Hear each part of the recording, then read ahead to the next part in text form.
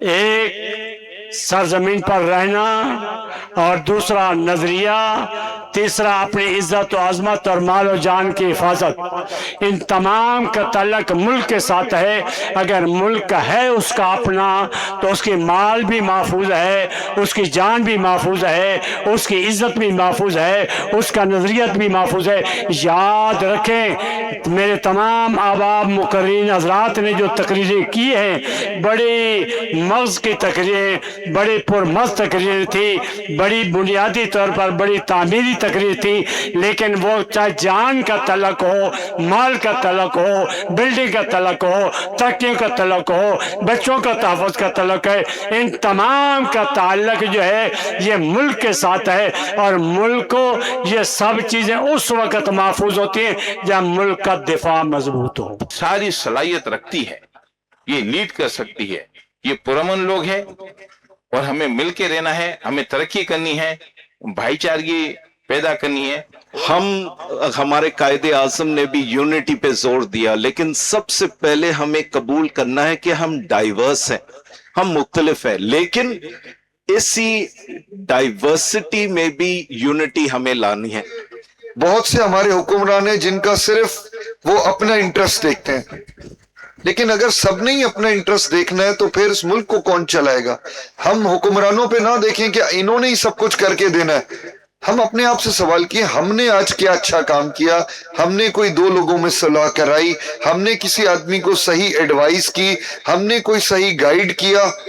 ہم اپنا کیا رول ادا کر رہے ہیں؟ چھوٹا چھوٹا ہی صحیح اپنا اپنا حصہ ڈالیں ہم سب مل کے، اور جو اللہ تعالیٰ کا یہ تحفہ ہے پاکستان، اس کی حفاظت کریں، اس کی سالمیت کی حفاظت کریں، اور اللہ کا شکر ادا کریں۔ اللہ نے یہ دھرتی ہمیں عطا فرمائی، یہ اللہ نے ہمیں یہ ملک عطا فرمایا، اور اللہ نے ہم پر اتنا بڑا کرم اور احسان فرمایا کہ اللہ نے ہمیں اپنی سرزمین دی، اپنی چھت دی، رہنے اور سکون کے لیے، آرام کے لیے اللہ نے ہمیں یہ جگہ عطا فرمائی۔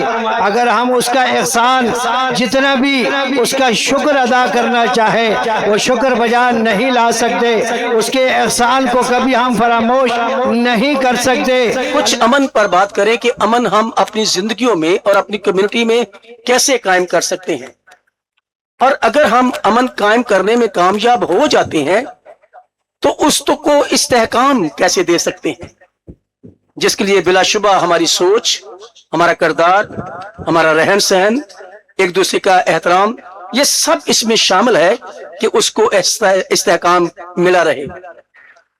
میں سمجھتا ہوں کہ پاکستان ہمیشہ بھارت کی زد میں رہا ہے، اور کوشش بھی انہوں نے آخری دفعہ کی، لیکن آفرین ہماری بہادر فوج کو، ہمارے سپہ سالار فیلڈ مارشل منیر احمد صاحب کو، کہ ان کی قیادت میں ان کو وہ سبق سکھایا کہ وہ بالکل خاموش ہو کر بیٹھ گئے ہیں۔ قدرت اللہ شہاب کا ایک شہاب نامہ ہے، وہ ضرور پڑھیں تاکہ آپ کو تاریخ کے تلخ و شیریں جو حقائق ہیں ان سے آگاہی ہو کہ جب پاکستان بنا تھا تو اس وقت نہ یہ سیکریٹریٹ تھی، نہ یہ بلڈنگیں تھی، کسی عام سی جگہ پہ وہ لکھتے ہیں کہ ہم اینٹوں پہ تختے رکھ کے ان کے اوپر فائل رکھتے تھے، اور اس طریقے سے ہماری آفیسز ہوتی تھی، وہ چلتی تھی، اور دن کو ہم ڈیوٹی کرتے تھے، اور شام کے وقت ہماری یہ ڈیوٹی ہوتی تھی کہ ہم ببول کے درختوں پہ جا کے ان کے کانٹے جمع کرتے تھے، وہ سکھاتے تھے تاکہ اس فائل میں ہمارے پاس پن نہیں ہوتی تھی، اس کانٹوں سے ہم اس کو پروتے تھے۔ آج کی اس تقریب میں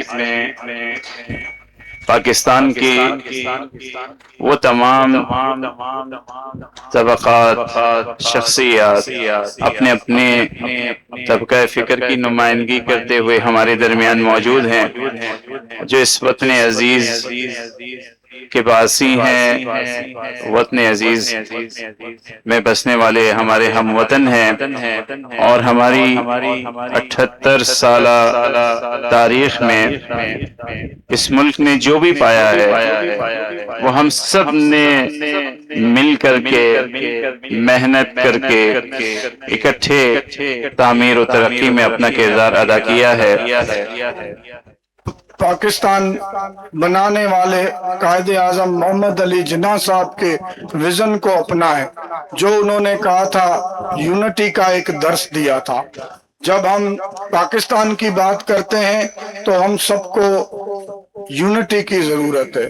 جب ہم یونائٹ ہوں گے تب ہم اپنے ملک میں امن کی فضا کو قائم کر سکیں گے۔ اور آپ کو یہ بتاؤں کہ اس وقت سندھ اسمبلی کا ڈپٹی اسپیکر جو مسیحی کمیونٹی سے اس کا تعلق ہے، میں نے کہا یہ پاکستان کا اعزاز ہے۔ بابائے قوم نے خطاب کیا تھا تو انہوں نے کہا تھا کہ پاکستان اور پاکستانی قوم، اس کو دنیا کی کوئی طاقت شکست نہیں دے سکتی اگر اس کے اندر 3 چیزیں ہوں، اور وہ 3 چیزیں کیا تھیں؟ ایمان کے بعد اتحاد، اور اس اتحاد کے ساتھ تنظیم۔ پاکستان اللہ تبارک و تعالیٰ کی ایک عظیم نعمت ہے جو اللہ نے ہمیں عطا کی، اور اللہ تبارک و تعالیٰ نے پیارے وطن عزیز پاکستان کو ہر اپنی نعمت سے نوازا۔ اس مملکت کی شروعات کو اگر ہم دیکھتے ہیں، بالکل ابتدائی دن تو ہمارے اداروں میں لکھنے کو کاغذ، بیٹھنے کو کرسی، میز تک میسر نہیں تھا۔ یہاں سے ہم نے آغاز کیا تھا۔ اللہ کے فضل سے اس ملک نے ترقی کرتے ہوئے ایٹمی طاقت حاصل کی، میزائلز ٹیکنالوجی حاصل کی، ایئر کرافٹ، جنگی طیارے خود ہم بنا رہے ہیں۔ اللہ تعالیٰ نے کھیلوں میں، تعلیم میں بے پناہ ترقیاں عطا کی۔ آج انہی 78 سالہ ہماری تاریخ میں جو کچھ اللہ نے ہمیں عطا کیا اور جو کچھ ہمیں حاصل کرنا چاہیے تھا، ہماری کوتاہیوں کی وجہ سے وہ رہ گیا، اور اسے کیسے حاصل کیا جائے، اسی موضوع پر ہماری گفتگو ہوگی۔